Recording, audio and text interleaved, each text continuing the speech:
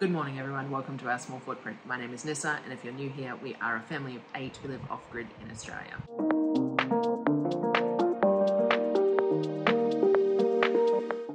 It is early Thursday morning and I am in Brisbane to do my 6 weekly grocery shop, which is why the change of area that I'm sitting in.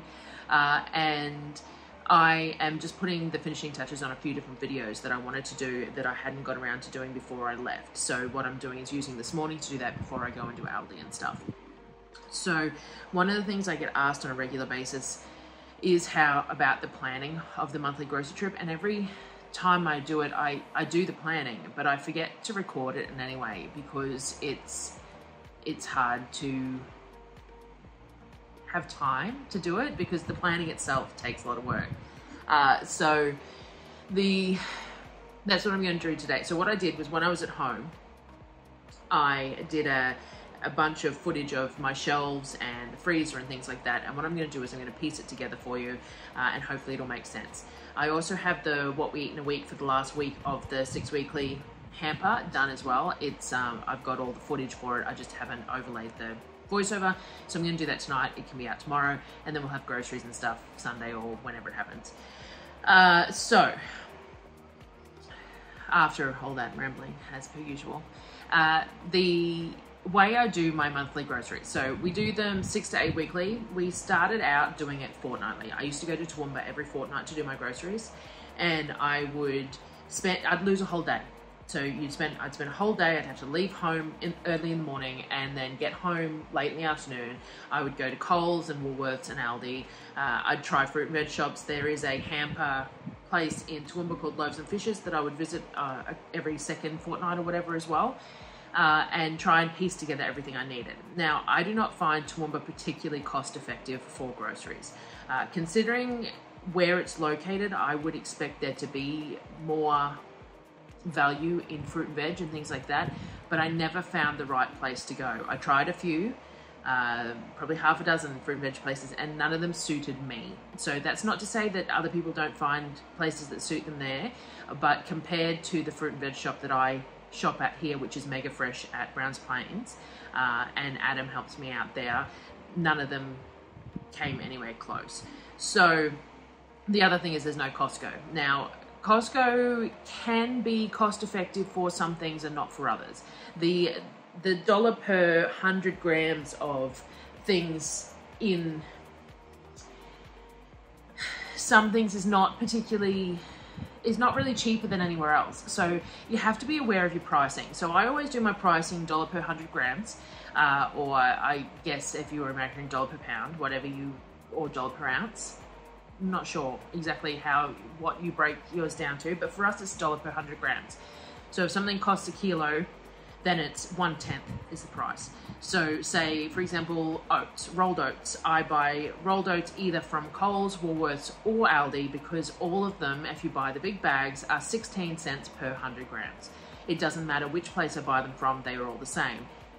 Costco used to have these big boxes of this red tractor rolled oats that was Australian oats, and they worked out as being, I think it was 18 cents per 100, so 2 cents extra per 100, but they were in big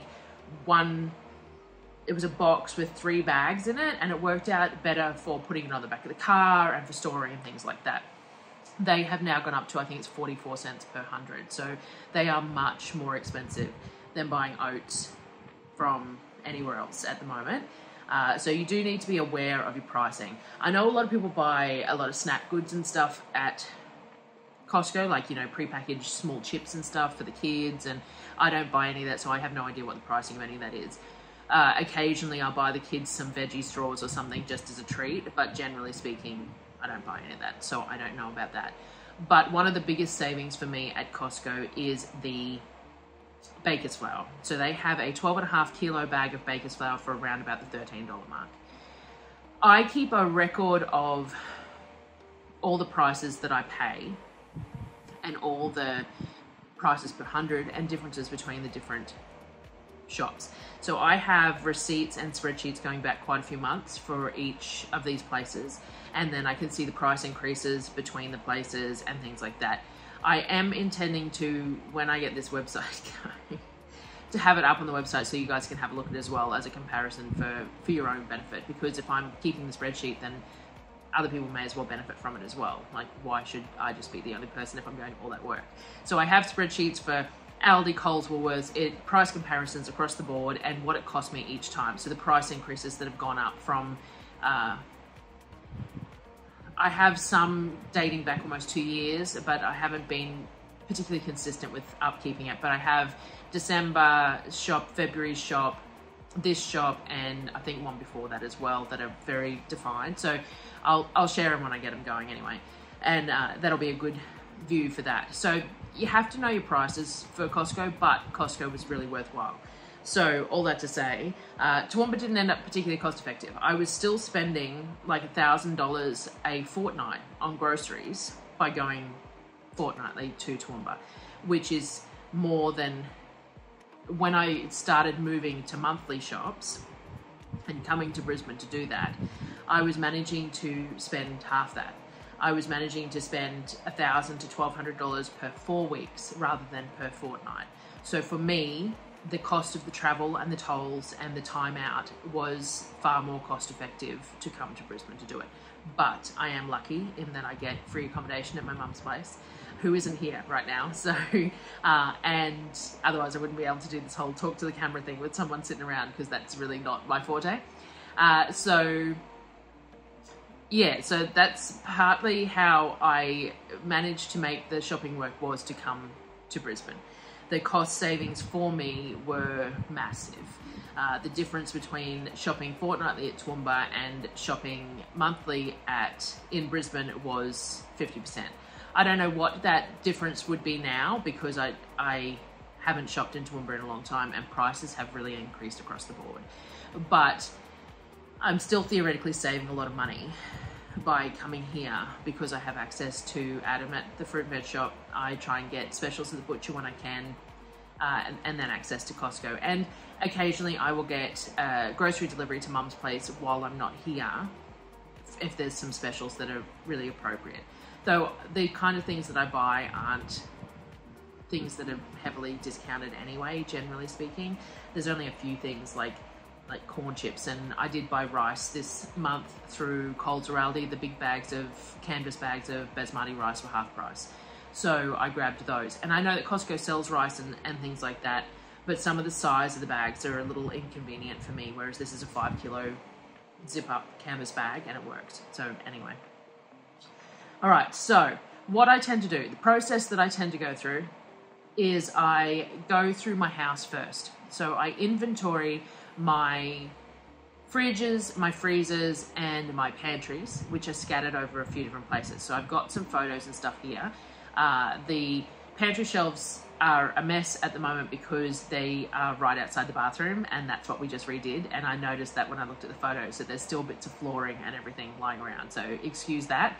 But none of our food is exposed either, because of the issue we have with dust, dirt, and mice. So anything we store has to be stored in glass jars or in heavy-duty totes, inside the totes with lockable lids and things like that, because we live in the bush, we have animals, and mice plagues have been on and off for the last couple of years. It's been pretty horrible.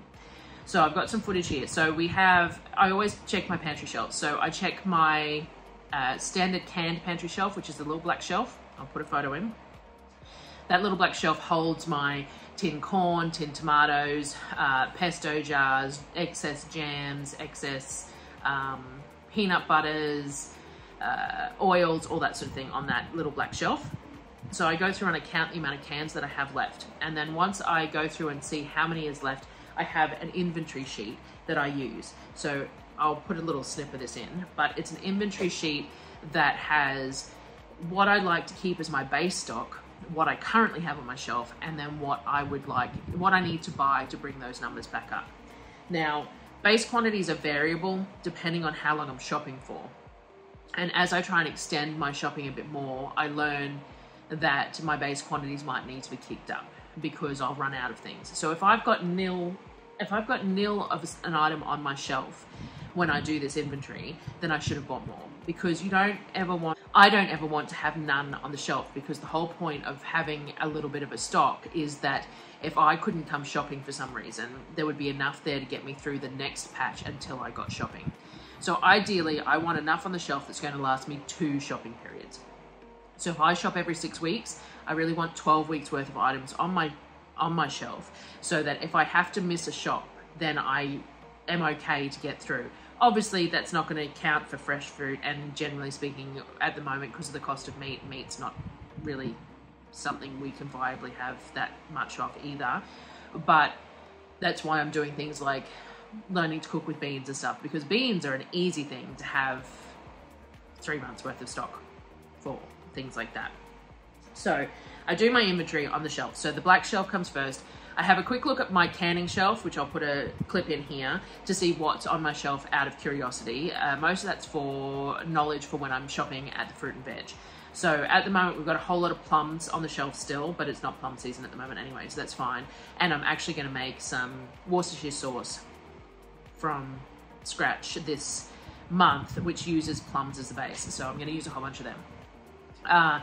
But I check things like tomato products. So we have no pasta sauce on the shelf at the moment. No, we've got a couple of jars of roasted tomatoes, but no pasta sauce, no soups, no anything like that. So if I can't get tomatoes cheap, then I try and get the really big tins of diced tomatoes from Costco, but they haven't had them the last few months. So that's another thing too. Costco's the last place that I visit. So if it's something that I really need and I can't guarantee Costco's going to have, then I have to buy it in smaller quantities elsewhere. So I might buy a couple of extra trays of tomatoes at Aldi, just in case I can't get those large tins at Costco. And if I can get large tins at Costco, tomatoes are the kind of thing that can sit on my shelf for an extra few months. It's not going to matter. So that's fine. So there's no pasta sauce. We have a couple of jars of beef, which I've used for beef pies and things like that. But other than that, there is no meat on my shelf at all. There's some in the soup. There's a pork soup and a sausage and potato soup.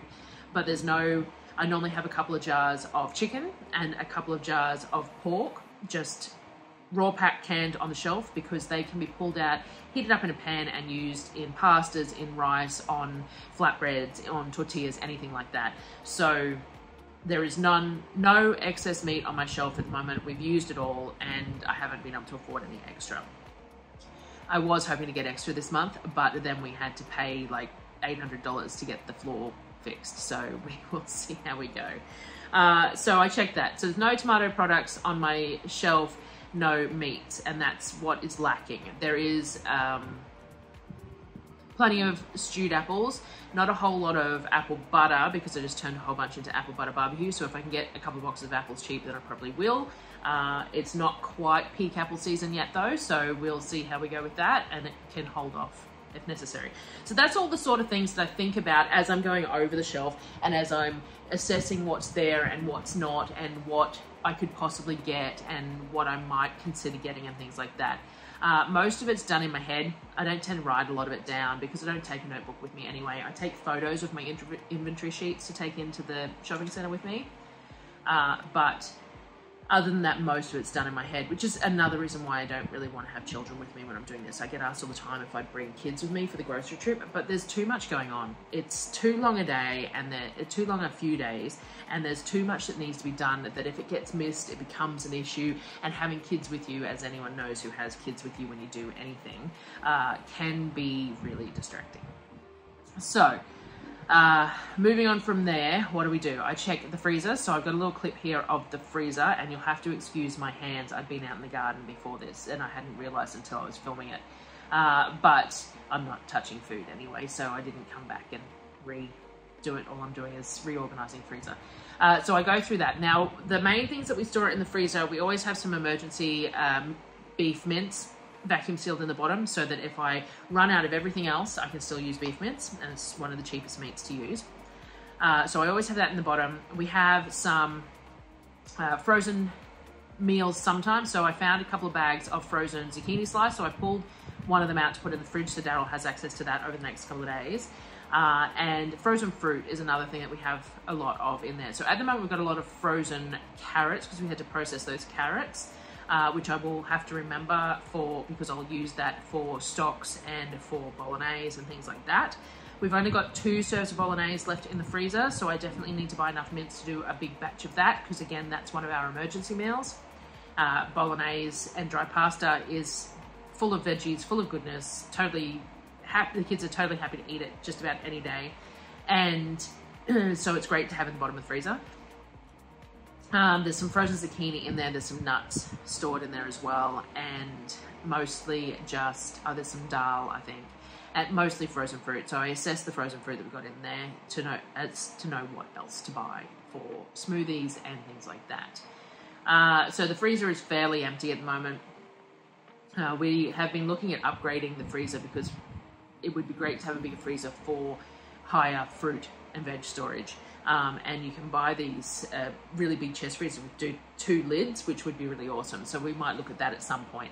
I did notice too that the freezer really needs a defrost, so I'm going to have to, I probably will empty it out before I add to it and scrape down the sides before I add more to it. So I check the freezer. I always check the fridges and get them cleaned out. So our second fridge is mostly our produce fridge, and you saw it, I'll put the photo up, you saw it the other day that it's basically empty. I was proofing dough in there because it was empty. And because we're out of all fresh vegetables at this point in the month. And then the main fridge is, I clean up, and the main upright freezer, I do the same thing. I don't think I've got any photos of those, but I go through them. I make sure that any food that's in there that shouldn't be gets pulled out to go to the animals, and that containers get cleaned. And then it's the kids' job while I'm gone to wipe everything down with some spray and wipe and clean the insides of the fridges before I bring new stuff home. The other thing I check is I have some black heavy-duty crates that live under my bench, and one of them has oats in it, one of them has all the dried pasta in it, and one of them has miscellaneous things like the coffee beans and some excess spices and things like that. So I go through all of those. I count the quantity of dried pasta bags, how many bags of coffee beans that are there, how much oats is left, and things like that. And I go through that and assess that and put that on my inventory. I also go through my barrels. So I have these big food grade barrels, and these food grade barrels are what I put my rice, my flour, my salts, all that sort of thing in there. So I only have a finite amount of these barrels, so I can only buy enough product to fit into these barrels, because things like flour come in paper bags. So if I don't put them into these barrels, then they're destroyed, whether it's by weather or rodents or whatever else. So I always have to assess the capacity of these barrels as to how much flour and things I can buy, which is another thing that I badly need to get this new pantry built and things like that, because I can only have this finite amount of flour and things in the barrels. Now, some months I barely use them. So my baker's flour at the moment, I have 2 barrels for baker's flour. One is completely full, one is almost empty. So it's not like I came close to running out. But some months I use far more than I would other months. It really depends. Winter we tend to use a lot more bread because we have soups, so I make a lot more bread for soup. We've had so many problems with the bush rats lately that I haven't been able to leave bread out to proof, and so I've been less likely to make overnight bread. We used the fridge to do it the other day, but the fridge is normally full. So I'm trying to look at building some sort of a meat safe type thing, something that's secure, that I can have things like bread proofing, but also bread rising, or even cakes and stuff cooling inside. I have the umbrella covers for over things, which works fine during the day because the bush rats are nocturnal anyway. They're like little possums. But for nighttime, for anything that I want to leave out, I don't like putting bread in plastic because it goes soggy. I like bread wrapped in linen tea towels. And if I left the bread out in a linen tea towel, then the bush rats would chew through the linen tea towel to get to the bread and things like that. So having something that was secure that I could wrap it in a linen tea towel and put it inside would be nice, which is fine. We have the snake wire and everything else, which would keep the mice out. Just, it's another project on the scope of many, many projects to be done. So that hasn't happened yet.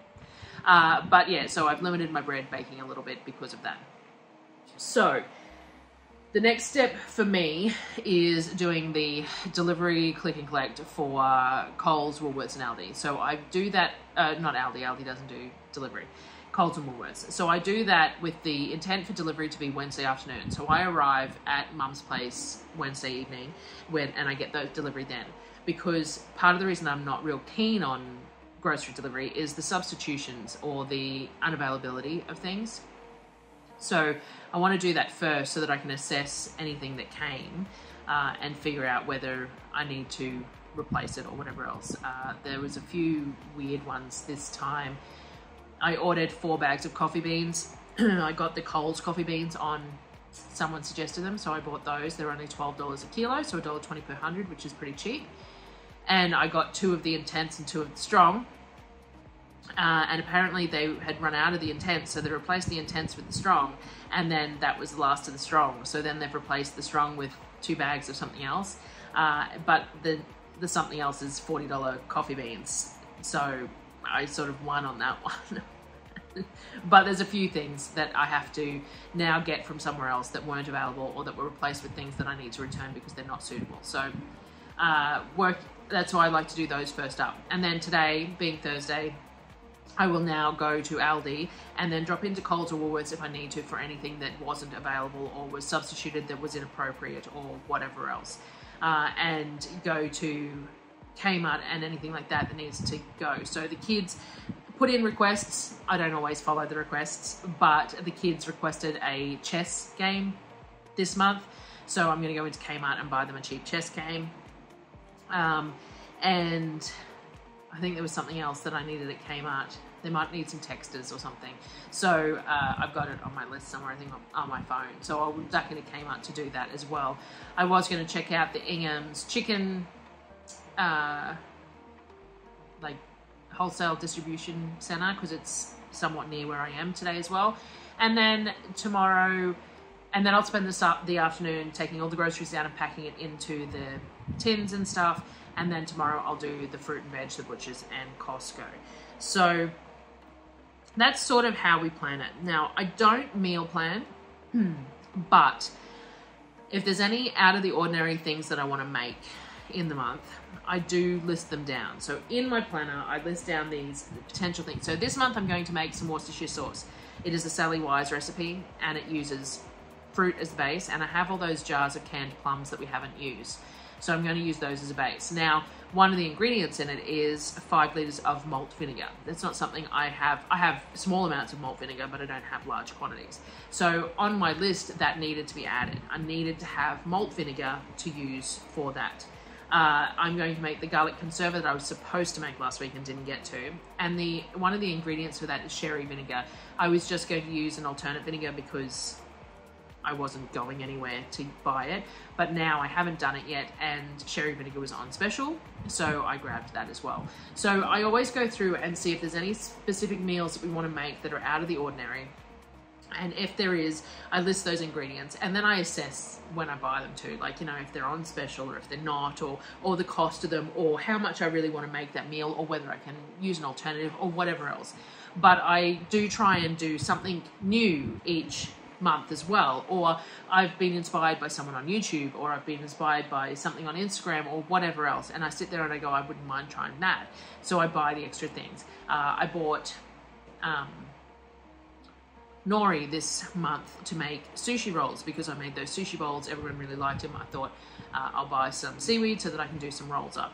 I bought some gyoza wrappers because we'll do some little dumplings at some point, because everyone really likes them and they were on special, things like that. So, and they're really good for using up like pork mince, so nice and easy, and stuff that I already have. So I go through and I assess that, but I don't meal plan as such because it all depends on what I can get cheap. So when I go to the butcher and see what's there, when I go to the fruit and veg and see what's there, and when I get to Costco being my last point, how much money I have left to spend. So once I get to Costco, I assess what I've got left to spend, and then I portion it out as required. Like, you know, there's certain things that are necessaries and there's certain things that would be nice, and I portion the money out accordingly, knowing that I still have to have enough to pay fuel to get home, and then whatever bills might come out before any more money goes into my account. So I always try and have a bit of a buffer, but the floors kind of killed that for me this month. So we're down to spending exactly what we've got this month, and that's fine. What else? Is there anything else? Not that I can think of. So if there's anything else that you want to know about the whole planning of it, then let me know and I'll answer it in the comments over the next sort of 48 hours while I'm in amongst doing everything else. But that's how I plan it. That's how I do it. I have an inventory, a running inventory. I'll put the picture up again of how I assess what's left, what needs to be put in, and to keep my base levels. I do cook very similar food every month. There's always some interesting things thrown in depending on what I can get cheap, and the food's always good, but it's very similar every month. Every time I do one of those what we eat in a week videos, I sit there and go, it's the same stuff I ate last week, but everyone really enjoys them, so that's fine. So, you know, like, there is this like static sort of rotational thing of food and that we eat, and so that allows me when I'm shopping to know in my head the sort of things that we need to get, and to know that if we're broke but I buy an extra $50 pork roast, how many different things I can make from that pork roast is immeasurable. So I know that, you know, if we're short on money, the thing that I would be best to spend it on, it would be like a pork roast or another tray of beef mince, because there's just so many things I can do with it. So some of it is learning, and I say that all the time. Like, people say, you know, I'd love to do monthly shopping. It didn't happen instantaneously. Like the ability to shop 6 weekly or 8 weekly and make it last and make good food out of what you make it last, not being completely boring, was a process, and it did take time, and you learn how much you eat, but that also changes because your kids get older, the quantities that they eat change, the tastes change, and things like that. So it has to be a movable target as well when you're doing it. And I think that that's the other thing too, is that I can't meal plan because that would be too stringent and it would restrict me too much, and I think I'd end up spending more. I'm much better off buying the single ingredients that I know make the food that we like and working with that than trying to plan down to the meal what we're going to eat, if that makes sense. So hopefully that's helped anyway, and given you an idea of what the pantries and that look like at the end of the month. They still have plenty of food on them. We still have plenty of food. A lot of people, we get a lot of comments about the quantity of food and how do you still have food at the end of the month, and you're not going to. We do. We don't have fresh fruit and veg at the moment. Sometimes we do, sometimes we don't. Darryl bought a couple of bags of potatoes when he went into town just before I left, so that they'd have some potatoes while I was gone, because we were out of potatoes. But there is some on the shelf. So, you know, there's zucchini and carrot in the freezer, there's potatoes on the shelf, there's all those cans of soup which have carrot and onion and garlic and potato and that in there as well. There's plenty of apples, pears, plums on the shelf, plenty of jams, pureed fruits that I don't add any sugar to, so it can be used as syrups and things like that. Like, there is plenty of food even at the end of the 6 weeks. It just gets harder and harder to figure out the meals, and we're very low on meat. That's definitely something that I'd really like to bump up the quantities of shelf stable meat and things like that, because it is what we tend to run short on. But there is tins of tuna there. There's the meat in the soups and things like that, and there's beans and there's barley and there's lentils, and so it's not like there's not food, but it's just not necessarily the food that we would want to eat. But if you were stuck in a position where you didn't have a choice, then there'd still be plenty of food. So anyway, enough rambling. And I will try and get this video up, and then I will go head off to do the next lot of shopping. So thanks for joining me again, guys, and I will see you next time.